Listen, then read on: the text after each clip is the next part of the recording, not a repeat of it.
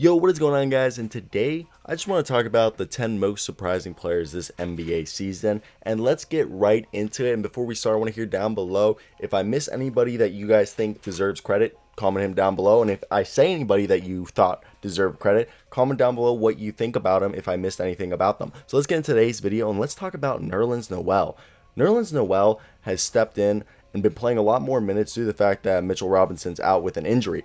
And it's been working really well. If you guys have not seen, in his last 9 games, he's been shooting about 60% from the field, averaging 25 minutes per night, grabbing 7 boards with 2.5 blocks per game. For the season, he's averaging 2 blocks a game and 6 rebounds per night and shooting 60% from the field.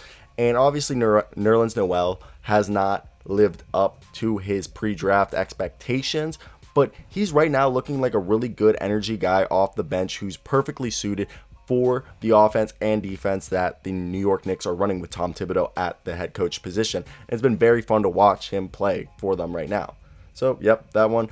Nerlens Noel, just a little basic. He's just an energy guy off the bench. The next guy who I think has been really fun is Rayshawn Holmes, who is a center who's really had an interesting grind up into the NBA. He's played for 3 teams, the 76ers for 3 years, then the Phoenix Suns, and the past 2 years he's been playing for the Kings, and he has really put it together, really showing that if you put the work ethic and have the passion, you can achieve anything in the NBA. And he's been shooting 25% from 3 for the season, 65% from the field, while averaging 15 points per night, 1.7 blocks, and 9.1 rebounds, and he's played 46 games. But in the past 10 games, he's been averaging 16 points, 2 blocks a game, 10 rebounds a night, 50% from 3, and 30 minutes a night. And it's been awesome. He's really looking like the center that the Kings needed. And obviously, he's the perfect guy to come in and develop because, you know, Marvin Bagley has not developed into the center that the Kings wanted. And if Bagley moves on, they have a center that they can move forward and be a centerpiece to their roster right now for the next 3 years, I believe. He's only 27 years old, and he's a really fun guy to watch. And he works in their lineup really well because he starts, and they have Hassan Whiteside back him up, and he's really good. He stretches the floor. He works really well with Barnes, Hield, Halliburton, and Fox out there. I just think he works really well with them, and he's just a guy who has a high motor and won't stop. Next up is Robert Williams. If you guys don't know who Robert Williams is, he's drafted in 2018, and he's in his 3rd season for the Boston Celtics, but he's taken on more of a role. He's played 41 games this year, which is the most compared to his past 2 years where he played 29 and 32 in his 1st and 2nd year, and he's started 4 games so far this year for them. And he has really put it together. He's showing that he can be a rim protector who can grab boards at will. And he is also a guy who's just really good defensively. He seems like he could be a top 5 defensive center in the league. And in the last 9 games, he's shown that he's averaging 2.6 blocks per game, 9.1 rebounds per game, almost 4 assists per game, while getting 10.6 points per game. And on the season, he's averaging 8 points, but he looks like he could be really a double-double guy who gives you almost 2 blocks per game and a steal a game, looking like he could be one of the better defensive centers in the league. He has a high motor, and he shows a willingness to pass the ball. Like, honestly, he does. Brad Stevens has been putting in more and more situations to pass the ball, like where against the Houston Rockets, he had 8 assists, and then against New Orleans Pelicans, he had 5 assists. He's just looking like he could be a really good modern-day center that they got at the end of the 1st round. The next guy, most people obviously know. He's been having a really good year, Jordan Clarkson, but I think he's just taking his game to the next level. This is a guy who busted onto the scene, averaging 12 points a night for the Los Angeles Lakers in the 2014-2015 season, and he was a throw-in in the Cleveland Cavaliers trade, but basically he's developed into this really good veteran who has the best job in the NBA, which is come in for about 25 minutes a night and just score. Yeah, he's been on a little bit of a cold streak, but for the season, he's shooting 42% from the field, 35% from 3, 17 points a night, getting you a steal, plus dishing out almost 3 assists and grabbing 4 rebounds. He's the perfect microwave off the bench for any contending team, and he works so well for the Jazz, and I hope he really does win 6th Man of the Year, because there's no one else who's been the better 6th man for a team than our man, Jordan Clarkson. So the next guy, obviously, who's probably going to win Most Improved Player of the Year, Jeremy Grant. He's averaging for the season 22.4 points per game, 35% from 3, 42% from the field, dishing out 3 assists, grabbing 5 rebounds, getting 1 block a game and 1 steal a game. And he really, people could argue he's only putting up these points because he's on the Detroit Pistons. They don't have anybody else scoring for them. But really, I think this is an example. I think he's going to keep this up, and this is not going to be something you see like change. I think he's going to be a 20-point scorer for the rest of his contract on Detroit. Maybe at the end when he gets a little bit older, he'll fall off. But I honestly think, besides, like, look, they have Diallo, Derrick Rose, Josh Jackson, not Blake Griffin, Corey Joseph, Sadiq Bey, and a bunch of other guys who are averaging 10 points and who could be taking the role of the scoring. But Jeremy Grant, head above heels, is the best scorer on this team, and he's proven it time and again. And I don't think this is just going to be a one-season fluke. The next guy, this is a little bit biased, but Malik Beasley, yeah, he averaged 20 points a night in the 14 games last season for the Minnesota Timberwolves. But I really just want to say, for this season, he's been averaging 19.6 points, shooting 40% from three and 44% from the field while grabbing almost a steal a game. He's looking like one of the better two-way players in the league. And if Anthony Edwards develops like how I expect him, I would really like to see this.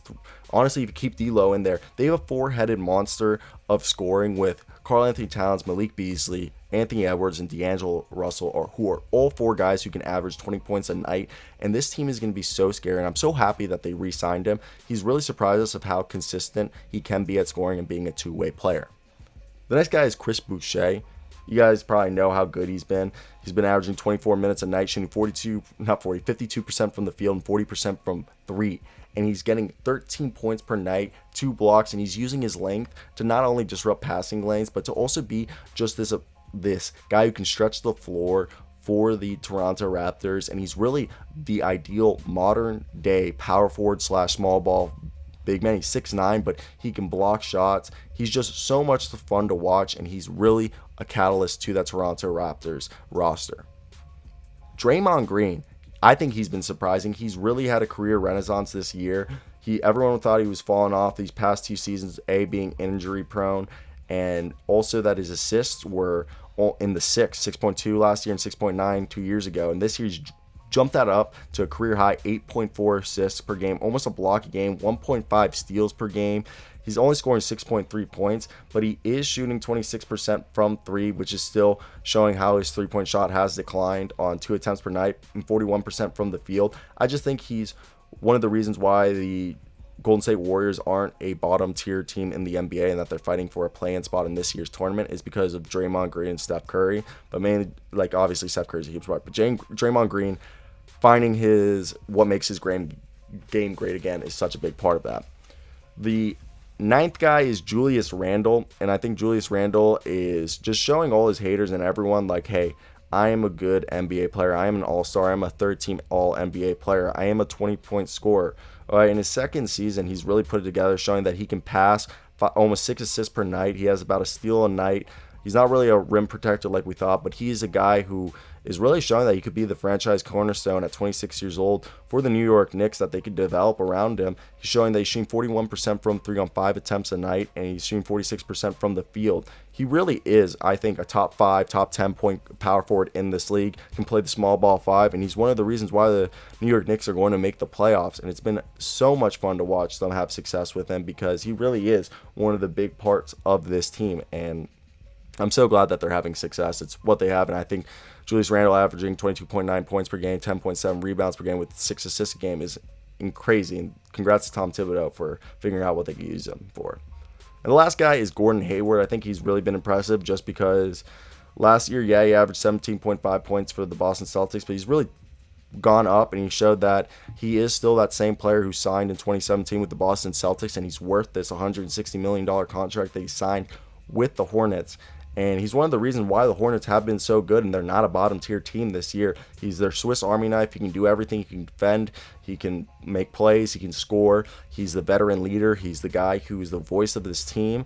And it was a great signing by Michael Jordan and the GM and everybody on that team. And kudos to them for figuring it out.